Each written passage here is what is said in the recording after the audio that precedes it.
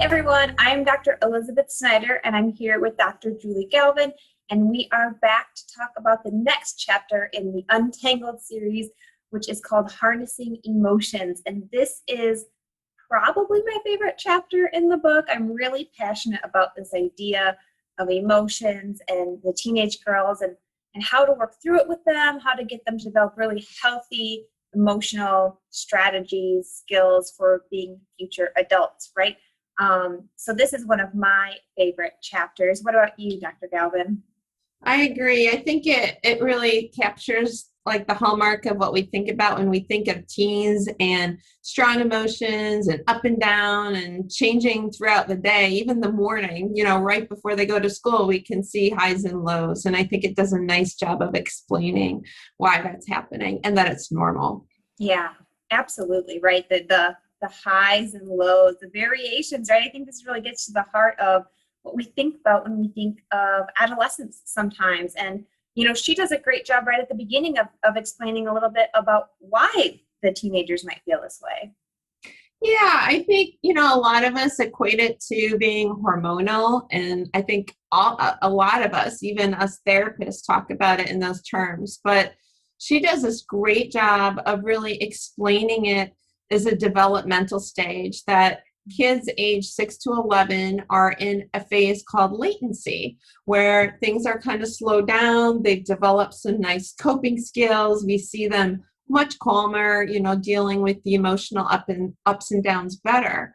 And then what happens about age 11 is we start seeing these highs and lows. And the way she describes it is it's because there's so much brain growth at this point in the limbic system, the emotional center of our brains, that it even overpowers our frontal cortex, which is kind of our executive functioning, our decision-making part of our brain about filtering and when do I react and how am I going to problem solve in the situation. And the limbic system is so strong and so powerful that decision making kind of part of the brain gets kind of shut down a little bit because it's so overpowered by the emotional part.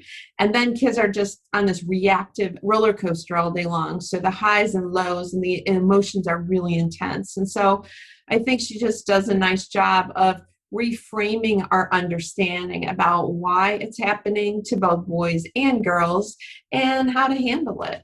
One of the things she talks about is willpower, and that they're on this trajectory of developing more and more willpower to deal with the irritation of those emotions throughout the day. So they're at school all day long.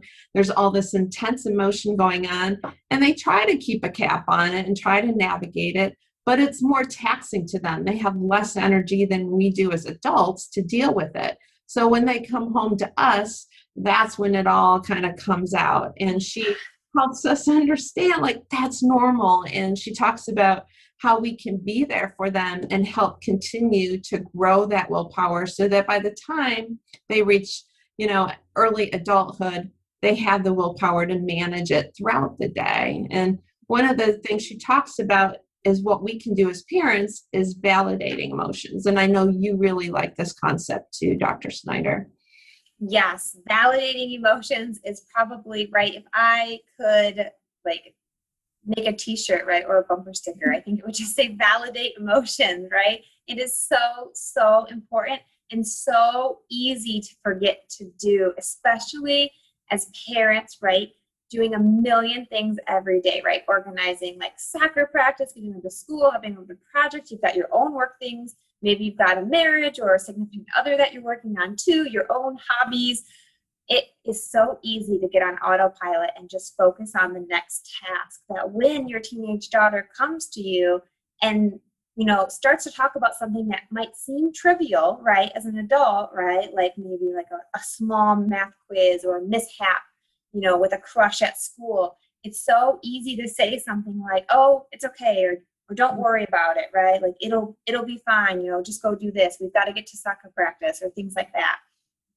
And what these girls need, what all teenagers and really all humans need, right, is that validation. They need someone to say, wow, that really stinks, or I'm so sorry that happened to you. Like, I would be really sad too. I would be really frustrating. I can see why you're upset about this.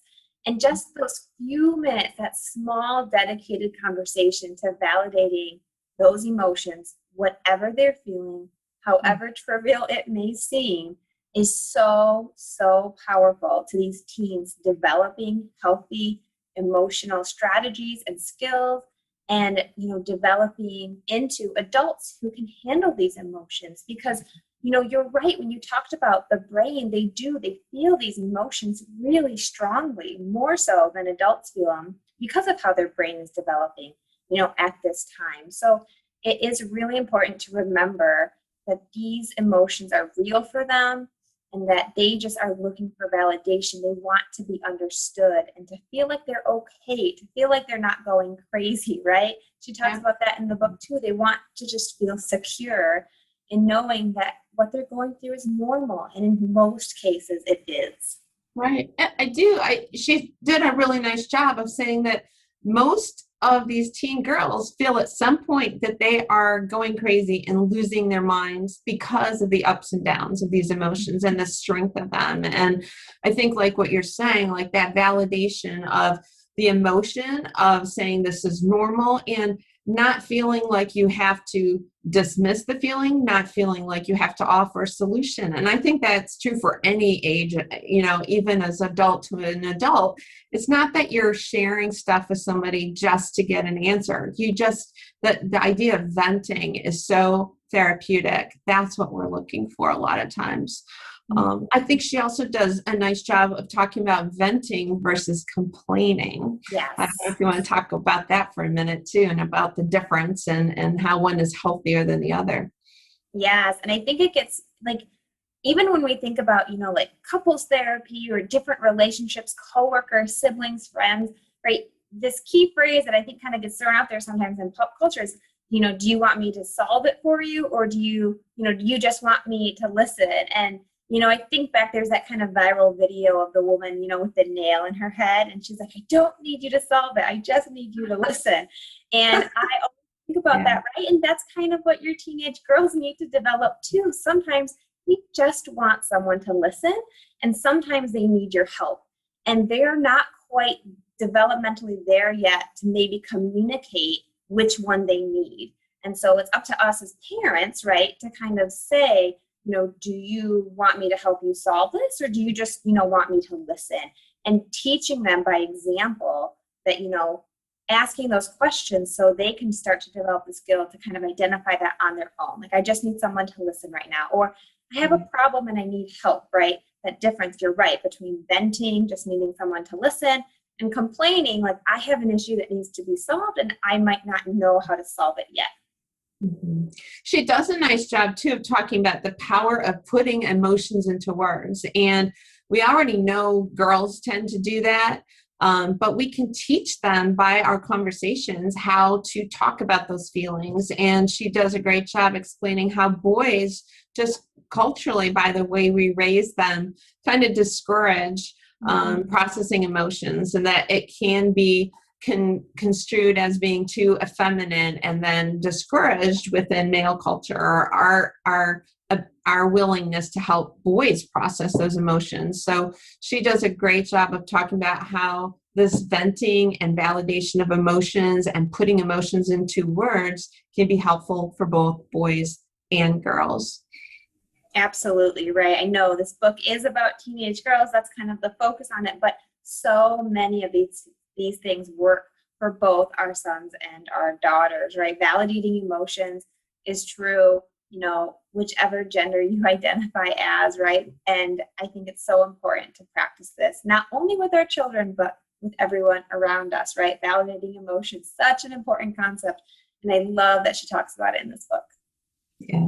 I think it takes the pressure off us too, right? That we don't have to find the solution. We just put our confidence in her to, she can share emotions with us, and we can reassure her that we know she can handle this. And it's not ghosting her and not being there for her, but it instills in her that we believe that she can handle it, that processing the emotion verbally is helpful, but at the same time that we recognize and know that she has tools that she can turn to use. And I think that it's so powerful because we're not always there with them, right? And a lot of time most of the days we aren't there with them. And so by conveying this confidence in them, it helps her navigate her situations throughout her day in different environments, that we believe in her and that she does have tools that she can turn to help problem solve. Absolutely. We think about, you'll hear some college professors talk about this pandemic of helicopter parenting, right? And these kids who can't do anything when they get to college. And how much truth is in that or not, I'm not quite sure, but it's definitely a topic of conversation, I would say, in recent years about, this idea of helicopter parenting and, being able to develop these independent functioning children into functioning adults. And I think that really hits right the nail on the head, helping them, validating their feelings, letting them know that you're there for them, but then also being their cheerleader, right? I know you can do this. Let me know if you, need anything, but I am fully confident that you can handle this situation. And it's all about kind of being that coach for them, right? Maybe giving them some ideas, maybe them giving them a listening ear, but ultimately they're the ones that have to make the play, right? They're the ones that have to kind of go off and handle this, because you're right. We're not always there for them as adolescents, right? And parents eventually, right? You're not going to be with them really much at all, right? They're going to go off to college, they're going to become adults, and they need to have these skills developed. So balancing that line, right, of being supportive, but also letting them go off and be independent. And I think that's one of the hardest things to do during these years. Yeah.